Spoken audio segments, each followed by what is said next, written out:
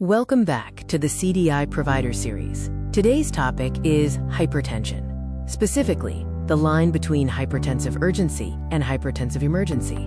Both of them start with a critically elevated blood pressure, but the number on the cuff is not what separates them, and it is not what drives severity, resources, or the risk of a documentation query.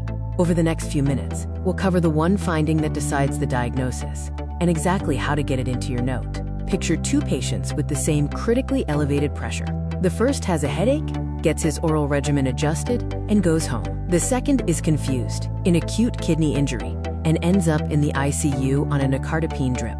Clinically, these are worlds apart. BUTIF, the chart only says hypertension, or elevated blood pressure. They look identical in the record. Same words, same apparent severity, same acuity. The difference has to come from you.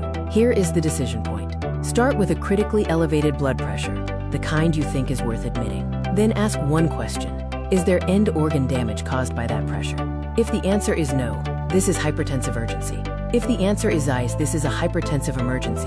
That is the whole fork, not the systolic number, not how alarming the reading looks.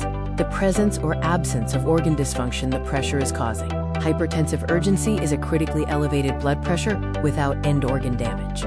Findings might include headache, dyspnea, or nonspecific chest pain symptoms, but no organ dysfunction. Management is adding to or adjusting the oral medications. It requires evaluation, but rarely requires hospitalization. Document it explicitly. Hypertensive urgency, no end organ damage identified, oral regimen adjusted. Saying you looked for organ damage and did not find it is what makes urgency a deliberate diagnosis rather than a default.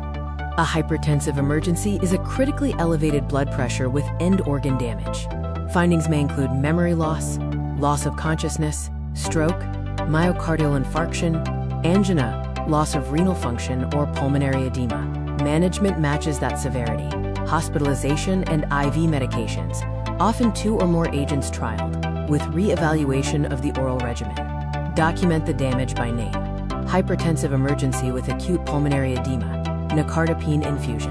The named organ and the drip are what carry the diagnosis. So what actually counts as end organ damage? Heart failure, unstable angina, myocardial infarction, encephalopathy, seizure, stroke, brain hemorrhage, acute kidney injury, and other acute organ dysfunction caused by the pressure. One important caution: the phrase end organ damage by itself is not a diagnosis. Name the organ and name the dysfunction.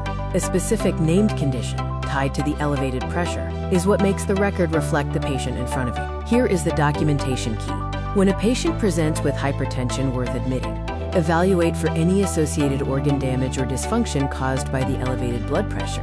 Then document both your findings and your management. Here is that linking language in action.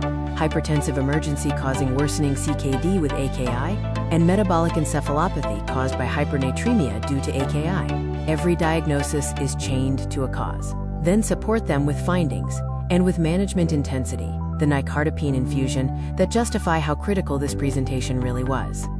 To recap, here are your 2 chart-ready phrases. Hypertensive urgency, no end organ damage identified, oral regimen adjusted. Hypertensive emergency, with the organ damage named and the IV therapy you used.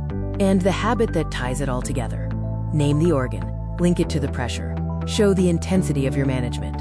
Do that, and the record reflects the patient you actually treated, supports accurate severity, and stays query-free. Thanks for watching.